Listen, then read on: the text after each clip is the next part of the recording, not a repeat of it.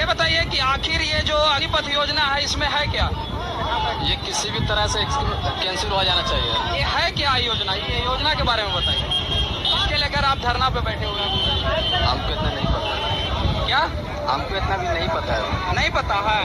आखिर अग्निपथ योजना जो है उसमें 4 साल के लिए कॉन्ट्रैक्ट बेसिस पर सैनिकों की बहाली है, लेकिन आपको जानकारी नहीं है और आप यहाँ पे विरोध प्रदर्शन में बैठे हुए हैं। तो आप कहिए इसके बारे में। हमको भी इतना नहीं पता। हमको मनीष भैया बोले तो आए हुए हैं साथ में अभी। मनीष भैया कौन है? बैठे हुए हैं। हो भले खड़े हो घने हो बड़े, एक पत्र छां भी मांग मत मांग मत मांग मत। तू न थकेगा कभी, तू न थमेगा कभी, तू न मुड़ेगा कभी, कर शपथ कर शपथ कर शपथ। ये महान दृश्य चल रहा मनुष्य अश्वश्वेत रक्त से लथपथ लथपथ लथपथ। अग्निपथ अग्निपथ। आदर आदाब अभिनंदन आभार मेरे झांसी बुंदेलखंड के दोस्तों। एक बार फिर से दो बातें आमने सामने फेसबुक लाइव पर आपके साथ। संकेत कंचन आपका दोस्त, आपका मित्र और आपका बुंदेली मित्र। साहब आपको समझ में तो आ गया होगा जो मैं आज बात करने जा रहा हूँ हाउस द जोश से रिलेटेड है। बाय द वे ऐसी थीम टी शर्ट्स आपको online themes T shirt store style on Bundelo पे मिल जाएगी। लिंक आपको नीचे डिस्क्रिप्शन में मिल जाएगा, आप उसको चेक कर सकते हैं। तो अग्निपथ आजकल का बर्निंग टॉपिक है और अग्निपथ आप सबको मालूम है एक प्रक्रिया है, एक तरीका है डिफेंस सर्विसेज में इंडिया के सिलेक्ट होने के लिए। बहुत कुछ चल रहा है इसके ऊपर, बहुत ज़्यादा बातें हो रही हैं इसके ऊपर, बहुत खलबली मची हुई है पूरे देश में। आक्रोश है और बहुत सारी बातें हैं। तो मैंने सोचा क्यों ना अपने झांसी और बुंदेलखंड के मित्रों को सब बताऊं कि ये हो क्या रहा है, क्यों हो रहा है, इसका रीज़न क्या है। अब इसको बताने से पहले मैं आपको ये बता दूं कि हमारा शो आज का जो है वो प्रायोजक शो है और हमारे प्रायोजक जो करते हैं शो को वो हैं रत्ना लेज़र डेंटल क्लिनिक से doctor Rajat Masuria and doctor Archana Masuria. अगर आपको तंबाकू की आदत लग चुकी है जिसकी वजह से आपका मुंह कम खुल रहा है और इसका परिणाम मुख का कैंसर भी हो सकता है, तो आपको तुरंत जा कर के डॉक्टर रजत मसूरिया और डॉक्टर अर्चना मसूरिया से मिलना चाहिए। रत्ना लेज़र डेंटल क्लिनिक में वो मुख कैंसर के एक्सपर्ट हैं और आपकी हेल्प करेंगे इस रोग से निदान दिलाने में। इसके अलावा अगर आपको डेंटल इम्प्लांट कराना है, रूट कैनाल ट्रीटमेंट कराना है, पायरिया का इलाज कराना है या आपको अपने चेहरे की सुंदरता बढ़ानी है, जॉ बोन्स ठीक करवा के, नोज़ बोन ठीक करवा के अपनी स्माइल अच्छी करवानी है और तो आप उनसे मिल सकते हैं, वो आपकी मदद कर पाएंगे। उनका क्लिनिक के डिटेल्स, फ़ोन नंबर और एड्रेस सब आपको मेरे इस वीडियो के डिस्क्रिप्शन में मिल जाएगा। बाद में आप चेक कर लीजिएगा और उनको फ़ोन करके अपनी अपॉइंटमेंट फ़िक्स कर लीजिएगा। तो चलिए आगे बढ़ते हैं और बात करते हैं उस चीज़ की जो आज का बर्निंग टॉपिक है और जो है अग्निपथ अग्निपथ अग्निपथ। मैं माफ़ी चाहूँगा पहले तो आज मुझे देर हो गई थोड़ा आने में because it has started raining in Jhansi and it rain very heavily just from last 1.5 hour it is raining very heavily और उसकी वजह से लाइट भी नहीं थी। तो मैं परेशान था कि कैसे हूँ, इतनी ज़रूरी बात मुझे करनी थी अपने सारे झांसी और बुंदेलखंड वासियों से। बहरहाल चलिए बात करते हैं अपने अग्निपथ स्कीम पर। तो जैसे मैंने आपको कहा कि अग्निपथ जो है एक प्रोसेस है अपनी डिफेंस सर्विसेज आर्मी में सिलेक्ट होने के लिए और मैं आपको इसके बारे में थोड़ा बताना चाहूँगा। पहले व्हाट एंड व्हेन से शुरू करते हैं, यानी क्या है और कब से शुरू हो रही है। तो देखिए अग्निपथ जो है वो एक माध्यम है जिसके थ्रू इंडियन डिफेंस सर्विसेज में, इंडियन आर्म सर्विसेज में, इंडियन नेवी में और इंडियन एयरफोर्स में आपका सिलेक्शन हो पाएगा। ये 4 साल का के लिए एक वो है, 4 साल के लिए आपको एक नौकरी देता है। कॉन्ट्रैक्ट सोल्जर जिसे आप कह सकते हो, उसे इस तरह से बोलिए आप, ये कॉन्ट्रैक्ट नौकरी है या टेम्पररी नौकरी आप समझें इसको। और ये इसलिए दी गई है क्योंकि जो भारतीय डिफेंस है या भारतीय डिफेंस मिनिस्ट्री है वो चाहती है कि हमारी जो औसतन एज है आर्मी के अंदर, पूरे इंडिया डिफेंस के अंदर, वो 30 to 33 ईयर्स की है। उस एज को, एवरेज एज को कम करने के लिए, ताकि हमारी आर्मी और फिट हो और फ्रूगल हो और नव निर्मित हो, इसलिए इस एज को नीचे कैसे लाया जाए, इनका अंदेशा है कि ये 32 33 ईयर्स से 26 27 ईयर्स पे लाना चाहते हैं। और अग्निपथ इसी एक प्रक्रिया का माध्यम है जिसकी वजह से ये अगले 4-5 साल में इस एज को नीचे कंट्रोल करके ला करके 26-27 की एज पे लाके खड़ा करेंगे। अब ये क्यों करना चाहती है? ये अग्निपथ का जो पूरा मिशन है उसका रीज़न ये है कि अब जो लड़ाइयाँ आने वाली हैं वो डिफरेंट तरह की लड़ाई है, उसमें टेक्नोलॉजी बहुत चाहिए, बहुत ही ज़्यादा। जैसे कहते हैं ना, आज टैंक से ड्रोन लड़ रहा है और ड्रोन से टैंक लड़ रहा है, तो उसमें हमें नए तरीके के लोग चाहिए जो टेक सेवी हो, जो आजकल के बच्चे हैं जो मोबाइल के साथ पैदा हुए हैं और उनका उनका उंगलियां चलती हैं वीडियो गेम्स पर, उन्हें उस तरीके के लोग चाहिए। और ये फ्रंट एंड आर्मी है जिनको मिलना है ऐसी टेक्नोलॉजी से। और दूसरा कि हमारा जो डिफेंस का जो खर्चा है वो बहुत ज़्यादा है, बहुत ज़्यादा। मतलब अगर हम देखा जाए, मैं आगे आपको बताऊंगा इसके बारे में, और फिलहाल आप ये समझें कि ऐसा है। तो इसके चलते दोनों चीज़ों पे नज़र रखते हुए वो चाहते कि खर्चे कम हो और हमारी जो आर्मी का जो डिफेंस सर्विसेज का जो एवरेज एज है 30 to 33 ना रह करके अब 25-26 के बीच में आए, ताकि हमारी आर्मी और फिट हो सके और फ्रूगल हो सके और टैक्स सेवी हो सके। जो नए लोग होंगे उन्हें टेक्नोलॉजी जल्दी समझ में आती है और अडेप्ट जल्दी करते हैं। तो एक तो ये बात थी, और दूसरी बात ये भी है कि देखिए ये जो चीज़ हो रही थी ये बहुत पहले से चल रही थी इनके डिफेंस सर्विसेज के, जिसमें हमारे जनरल बिपिन रावत जो लेट CDS जनरल थे, उन्होंने खुद ये चीज़ 2020 में ये इस पर काम शुरू करवाया था। और अब वो जाकर के इस साल 14 जून को इस पे कैबिनेट ने मोहर लगा दी। अब कैबिनेट ने जब मोहर लगाई तो उन्होंने बोला कि हम इस साल से 40 से 45 हज़ार लोगों को हर साल लेंगे अगले 5 साल तक। अब 45 हज़ार का नंबर ऐसा हो रहा है कि 40,000 आर्मी को चाहिए है, 3-3.5 हज़ार जो चाहिए वो नेवी को चाहिए, और 3,000-2,500 के आसपास में आर्मी एयरफोर्स को चाहिए। तो इस हिसाब से 45,000 का नंबर एक आता है। ये जो चीज़ है ये आपका has to go live by June, July, August. ये इस माने से सबके आपके आवेदन की वक्त तिथियाँ सब आ जाएंगी। तो आप सब लोगों से गुजारिश है, जो लोग इसके बारे में सच में ले रहे हैं, जिनके अंदर जज्बा है काम करने का, देश के प्रति सेवा करने का, मातृत्व की सेवा करने का, अपने आप को देश के पे वो करने का, उनके लिए एक बहुत अच्छा मौका होगा कि वो जाकर के इस चीज़ पे आवेदन करें और इसके लिए आगे बढ़ें। ये कम 17 से लेके 21 साल के उम्र के लोगों को के लिए द्वार खोलती है। जो गांव में बहुत अच्छे हमारे जो हिंदुस्तानी भाई हैं, जो जिनके अंदर स्टैमिना है, जो फिज़िकली फ़िट होते हैं, उनके लिए बहुत अच्छा एक ज़रिया है इंडियन आर्मी में जाने का और देश की सेवा करने का। उनकी फ़िटनेस अच्छी होती है और उनके लिए बहुत ध्यान रखा गया है। 17.5 साल से लेके 21 साल की उम्र के लोगों का प्रावधान है। इस साल के लिए उन्होंने एक वो डाल दिया कि 23 साल की उम्र तक के लोगों को कंसिडर करेंगे, बिकॉज पिछले 2 साल से कोरोना की वजह से सिलेक्शंस नहीं हो पा रहे थे डिफेंस सर्विसेज में, तो भर्ती नहीं हो पा रही थी। इसलिए सैनिकों के लिए इस बार 17.5 साल से इस साल के लिए सिर्फ 23 साल तक की उम्र को कंसिडर किया गया है। और इनको कुछ 46,000 लोगों की ज़रूरत है जो इस साल में लिए जाएंगे, और हर साल 2 बार अग्निपथ प्रोसेस के थ्रू अग्निवीर लिए जाएंगे। अब अग्निवीर क्या है? जितने लोग सिलेक्ट होंगे अग्निपथ स्कीम के अंतर्गत, उस रेजिमेंट को हम अग्निवीर रेजिमेंट के हिसाब से जानेंगे, या कह लीजिए उन्हें अग्निवीर बुलाया जाएगा। और ये अग्निवीर जो होंगे ये पूरी तरह से सशक्त होंगे आर्मी में एम्प्लॉय करने की। उनकी ट्रेनिंग होगी 4 साल की, उसमें 6 महीने की उनकी ट्रेनिंग हुआ करेगी। 6 महीने की ट्रेनिंग के साथ साथ उनको 3.5 साल जहाँ ज़रूरत होगी भारत सरकार को, वहाँ उन्हें डिप्लॉय किया जाएगा, यानी उनको भेजा जाएगा वहाँ पे, और उनकी ड्यूटी वहाँ पे निर्धारित की जाएगी। उनके बैरक सेम होंगे, सब कुछ पूरी ट्रीटमेंट सेम होगा, सब सारा खान पान, सारा रहना वहना सब नॉर्मल कैडेट्स के थ्रू लेना होगा। और ये तरीका ही आगे चलने वाला है। जो पुराने ज़माने का, ब्रिटिश ज़माने का जो सिलेक्शन प्रोसीजर था डिफेंस का, वो ख़त्म करने वाले हैं। ये बहुत चीज़ें चेंजेस आ रहे हैं, उसका पार्ट ये हो रहा वाला। तो आगे आप चल के देखेंगे जो रेजिमेंट होता है, गोरखा रेजिमेंट या फिर क्या कहते हैं राजपूत रेजिमेंट, ये भी ख़त्म होने वाली है। इसको भी दूसरे तरह से वो आकलन करने वाले हैं। तो ये सब चीज़ें चल रही हैं और आई थिंक ये बहुत जल्दी होना शुरू हो जाएगी। तो आप ये समझ लीजिए कि जो अग्निवीर हैं उनको एक नॉर्मल लोगों की जो सैलरी है वहाँ पे, नॉर्मल सैनिक की सैलरी, उससे भी ज़्यादा अच्छी सैलरीज़ पे डिप्लॉय किया जाएगा 4 साल के लिए, जिसमें पहले साल की सैलरी उनकी अराउंड 30,000 होगी, और दूसरे साल की फिर 33,000 होगी, तीसरे साल की 36,000 होगी, चौथे साल की 46,000 होगी। अब इसमें से 30% की जो राशि है वो सेवा निधि प्लान के अंतर्गत में जमा होती रहेगी उन्हीं की सैलरी में से। तो हर इस तरह से देखा जाए तो 4 साल के बाद उनके 5 लाख रुपए जमा होंगे। यही 5 लाख का सेम राशि गवर्नमेंट अपनी तरफ से उस राशि में मिलाएगी, इनकी राशि में मिलाएगी, तो कुल मिला के बन जाएगा अमाउंट 10 लाख।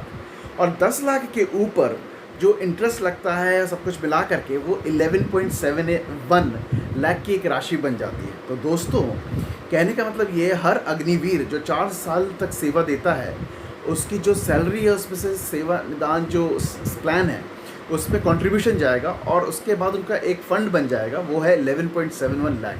अब देखिए बड़ी अच्छी बात है ये। आप सोचिए जब हम 17.5 साल की उम्र के लोगों की बात करते हैं तो वो लोग 10th क्लास के जनरली होते हैं और यही उनको चाहिए। अब उस 10th क्लास से सोचिए जब वो 4 साल बाद निकलेंगे तो 25 साल मैक्सिमम उम्र समझ लीजिए और 22-23 साल आप समझ लीजिए मिनिमम। उस वक्त में उनके पास एक अच्छा अमाउंट का कॉर्पस भी होगा जिससे वो कुछ करना चाहे तो आगे कर सकते हैं। और इसी अग्निवीरों में से 25% को तो सेना ही अपने पास आगे बढ़ाएगी, आगे लेकर के जाएगी, जो अगले 15 साल उनके साथ काम करेंगे। जो 75% लोग रह जाते हैं उनके लिए पूरी दुनिया खुली है आगे करने के लिए। उनकी कैपेबिलिटी और उनकी जो ट्रेनिंग हुई है उसके बेसिस पे उनको कोई दुनिया में कोई ताकत नहीं है जो रोक पाए उनको अच्छा करने से। इस बारे में भी अपन आगे बात करते हैं। तो मेरा मतलब ये है कि आप ये देखिए, आप 4.5 साल बाद आपकी किस्मत पूरी तरह से बदल जाने वाली। तो आप स्किल्ड लोगों में आ जाएंगे, आप एक डिसिप्लिनरी, आपके अंदर कॉन्फिडेंस आपका बहुत बढ़ जाएगा, डिसिप्लिन बहुत अच्छा हो जाएगा जो हर इंसान को चाहिए, हर प्राइवेट सेक्टर में चाहिए। और उसके बाद आपके पास एक राशि भी है कि आप अपने घर जा कर के कोई बिज़नेस करना चाहें, आपको बैंक लोन मिलेगा ऐसी सर्टिफिकेट के नाम से, जो आपको सर्टिफिकेट दिया जाएगा आपके पूरा ड्यू टाइम कंप्लीट करने के बाद। तो ये सब चीज़ें आपको अग्निवीर का होने का फ़ायदा देती है। इसके साथ साथ अगर आपको हायर एजुकेशन करनी है तो अग्निवीर को हायर एजुकेशन करने के लिए भी डिफेंस सर्विसेज मदद करने वाली है, उनको फाइनेंशियली भी और उनको उनकी प्लानिंग के लिए भी। तो ये सब बहुत अच्छा होने वाला है। जिस चीज़ से वो जिसे कह लीजिए जो नहीं मिलेगा उसमें है ग्रेच्युटी और पेंशन। ये अग्निवीर जो भी आगे जाएंगे या फिर वो 4 साल बाद हटेंगे, वो सबको ना पेंशन मिलेगा और ना ग्रेच्युटी। और ये जानबूझ के किया जा रहा है, उसका भी रीज़न मैं आपको आगे बताता हूँ। क्योंकि हमें डिफेंस के खर्चे काटने हैं, और वो इसलिए काटने हैं डिफेंस के खर्चे कि हम नए तरीके के इक्विपमेंट्स, नए तरीके के औजार, नए तरीके के शस्त्र बाज़ार से ले पाएंगे, इंटरनेशनल मार्केट सोर्स कर पाएंगे और अपनी सेना को मजबूत बना पाएंगे, अपने सैनिक को मजबूत बना पाएंगे आगे देशों के सामने लड़ने के लिए। तो ये बहुत एक अच्छा प्लान है। अब ये मैं आपसे कहता हूँ इस चीज़ को वाई, जो आप पूछना चाहेंगे कि क्यों हो रहा है ये। देखिए उसका सीधी सी बात ये, जैसे कि मैंने आपको बताया कि जो आर्मी की जो एज है उसको कम करना है, उसको 26-27 एवरेज एज पे लेकर के आना है। और दूसरा जो खर्चा है उसे कम करना है। खर्चा क्यों कम करना है? क्योंकि हम जो हैं 3rd largest military budget in the world में आते हैं, लेकिन अफसोस की बात यह है कि हम 6th in the world of military expenses में आते हैं एज परसेंटेज ऑफ GDP। तो उस हिसाब से हमारे लिए अफसोस की बात है कि हमारा जो इतना बड़ा बजट बनता है डिफेंस सर्विसेज का, उसमें काफ़ी, अगर आपको मैं लगभग 5.25 लाख करोड़ में 3.25 लाख करोड़ सिर्फ सैलरीज, पेंशन्स और ग्रेच्युटी इन सब में जाता है। तो इस पे कैसे हम कंट्रोल करें ताकि हम अच्छे औजार, अच्छे शस्त्र सोर्स कर सके मार्केट से और उसे डेवलप कर सके मेक इन इंडिया के अंतर्गत, उसमें भी पैसा लगना है। तो इस चीज़ पे सोचना बहुत ज़रूरी है। और ये ऐसा नहीं कि हम ही सोच रहे हैं, हम लेट सोच रहे हैं।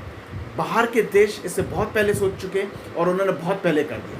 कहीं कहीं पे वो हर कंट्री में उन्होंने कंपलसरी कर दिया है कि हर बच्चे को अपनी फैमिली से निकल के आके कुछ समय आर्मी में देना पड़ेगा ऑन दीज टर्मिनोलॉजीज़, जिसमें सशर्त इतना पैसा मिलेगा, इतना फ़ायदा मिलेगा, इतना फ़ंड मिलेगा, ये सारी चीज़ें लिखी हुई हैं। आपको आना ही पड़ेगा। हिंदुस्तान में ऐसा नहीं किया गया है, उनको उनके मर्ज़ी पे छोड़ा गया है कि अगर आप आना चाहें तो Indian army will love to have you there. If you not interested, the world is open for you. आप अपने कैलिबर के हिसाब से कोई भी जॉब ले सकते हैं। तो ये एक अपनी एक अच्छी बात है।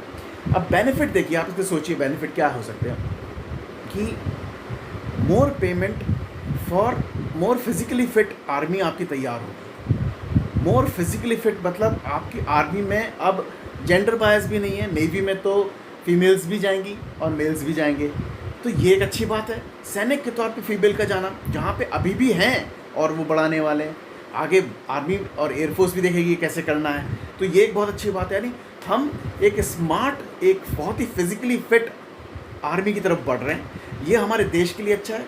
कोई भी ऐसे चैलेंजेस जो बहुत ही डिफ़िकल्ट होते हैं उसके लिए हमें एक एक जवान, एक मोर एनर्जेटिक यूथ की ज़रूरत होती है।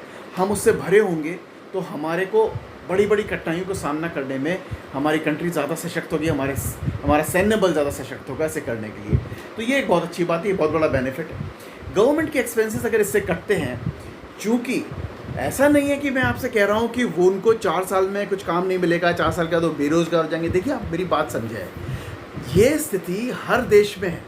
हर देश में लोग अपनी मर्ज़ी से आर्मी ज्वाइन करते हैं, डिफेंस सर्विसेज ज्वाइन करते हैं, एयरफोर्स ज्वाइन करते हैं, नेवी ज्वाइन करते हैं, और उनके लिए उतने ही ज़रिए खुले हैं वापस अपने सिविलियन वर्ल्ड में जाने के लिए। यानी आइए, मर्ज़ी से अपना सफ़र तय कीजिए, जितना समय देना आपको, 3 साल, 4 साल, 2 साल, और उसके बाद वापस चले जाइए। ये क्यों होता है? ये इसलिए होता है कि जिसके अंदर सेवा का भाव है अपने देश के लिए, वो पूरा कर सके। अगर वो फिट समझते हैं अपने आप को, वो अपने देश में अपना कुछ योगदान दे सके, वो कर सकें, और उसके बाद वो फ्री हैं टू गो देयर। अच्छा, डिफेंस में जाने का अपना एक फ़ायदा होता है। डिफेंस में जाने से कई सारी चीज़ें आप ऐसी सीखते हैं जो आपको नॉर्मल सिविल लाइन में नहीं आती। जैसे कि डिसिप्लिन एक ऐसी चीज़ है जो आप आपके घर में कभी भी नहीं ले पाएंगे। माँ बाप के प्यार, भाई बहन का प्यार आपको कहीं ना कहीं आड़े आ जाएगा। लेकिन डिसिप्लिन एक वो चीज़ है जो सफलता की कुंजी है। जहाँ आपके अंदर डिसिप्लिन आ गया तो समझ लीजिए आपके अंदर सफलता काफ़ी हद तक वास करती है। बस अब उसे डायरेक्शन की ज़रूरत है। तो ये एक बहुत अच्छी एडवांटेज है इसका। तो ये तो रह गई। और डिसएडवांटेज की हम बात करें तो शायद जो अग्निवीर हैं उनको पेंशन नहीं मिलेगी या ग्रेच्युटी नहीं मिलेगी। तो मैं ये पूछना चाहता हूँ आप सब लोगों से कि आज के जितने लोग हैं वो समझ के बैठे हैं कि हमको आर्मी ले लेगी। आप जाओगे, फिजिकली फिट नहीं हुए तो आप निकाल दिए जाओगे। आप फिजिकली फिट होकर के आप अंदर आ गए और उसके बाद आपने अच्छा नहीं किया पेपर रिटन में, तब भी आप निकाल दिए जाओगे, नहीं लिए जाएगा आपको। तो आप ये क्यों से मान के चल रहे हैं कि आपको अगर नौकरी मिल गई तो आपकी तो बल्ले बल्ले हो गई अगले 16 साल तक। आपको शायद यह अंदाज़ा नहीं है कि बाहर की सिचुएशन कैसी होती है, वो किस किस कंडीशंस में होते हैं वो लोग। वो आसान लाइफ नहीं होती है। और अगर आपके अंदर इतना ही जज्बा है कि आप आसान लाइफ नहीं, आपको अपने देश के लिए इतनी डिफ़िकल्ट लाइफ लेनी है और सेवा करना है, तो आपको 4 साल और 15 साल में क्यों फ़र्क दिख रहा है? और अगर ऐसे ही जज्बा है तो वो 4 साल के अंदर आप अपने आप को और बढ़िया बना करके 15 साल के लिए भी आगे जा सकते हैं। और अगर आपके अंदर इतना अच्छा जज्बा नहीं होगा, आप फिजिकली फिट नहीं रहे और आपके अंदर कोई मेडिकल प्रॉब्लम आ गई, तो आपको आर्मी भी बाहर निकाल देगी। तो फिर किस वजह से आप इतना एजिटेशन, इतना प्रोटेस्ट कर रहे हैं कि आप आग जला रहे हैं, आप क्या कहते हैं स्टेशन फूंक रहे हैं, आप बोगी फूंक रहे हैं? क्या आग जलाने वाले लोग देश को बचा पाएंगे? मुझे तो नहीं लगता। और हाँ, मैं एक और बात बता दूं, मुझे याद आ गया, अभी कुछ दिनों पहले आर्मी डिफेंस के चीफ बैठे हुए तो उन्होंने बोला कि आपकी फ़ोटोज़ सब कैमरे में आ जाती है। जो लोग ये प्रदर्शन कर रहे हैं सब चक्करों किसी के बहकावे में आकर के उन फ़ोटोज़ को आधार से मिलाया जाता है, कैमरे से ली हुई फ़ोटोग्राफ्स को आधार से मिलाया जाता है, और पुलिस वेरिफिकेशन के थ्रू ही सारे कैडेट्स डिफेंस सर्विस में जाते हैं। अगर आपके पुलिस रिकॉर्ड्स में फ़ोटोग्राफ होगा, आपका नाम होगा, आप एक अच्छी खासी खूबसूरत अपॉर्चुनिटी से हाथ धो बैठेंगे। इसलिए मेरे भाई लोग प्लीज़ ध्यान रखें, गुस्सा दिखाना के बहुत तरीके होते हैं, बहुत अच्छे तरह से प्रोटेस्ट करें। जो चीज़ों की आपको क्लैरिफिकेशन चाहिए आप धरना दीजिए। मैंने आपको वीडियो में दिखाया, लेटर लोगों ने साइन करके अपनी कंप्लेंट्स लिख करके डीएम को दी हैं, इसके आंसर्स होने चाहिए। वो एक बहुत अच्छा तरीका है। जैसे पुलिस में मिठाई खिलाइए लोगों को, ऐसा करने पे ये एक शांतिपूर्वक, एक कंस्ट्रक्टिव तरीका है अपनी जिज्ञासा को पूर्णता पाने के लिए और मिटाने के लिए। ये तरीका नहीं है कि आप स्टोन पेल्टिंग करेंगे, ये तरीका नहीं है कि आप स्टेशन का स्टेशन जला देंगे या आप बोगी जला देंगे या बस चला देंगे। अगर आप पब्लिक खर्च पे अगर आप ये चीज़ें कर रहे हैं तो आप किसी के बहकावे पे आ रहे हैं, और इसके बहुत ही सीरियस खामियाजा आपको बहुत ही सीरियस खामियाजा रियली में भुगतना पड़ सकता है। मैं आपसे रिक्वेस्ट करूँगा ऐसा मत करें। तो मेरा आपसे सिर्फ इतना कहना है कि देखिए साहब, इसको बहुत ही कंस्ट्रक्टिव वे में लीजिए।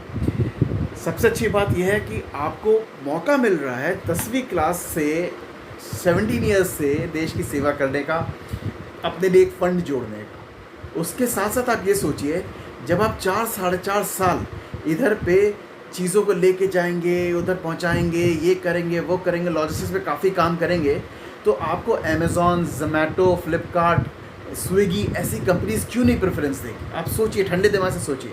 आप तो कई सारी आर्टिलरी की चीज़ें एक जगह से दूसरी जगह ले जाते हैं, कितने ऑफिसर्स का सामान इधर से उधर करते हैं, कितना दिमाग लगाते हैं, आपको अंदर कितनी स्ट्रांग नॉलेज आ गई होगी लॉजिस्टिक्स की।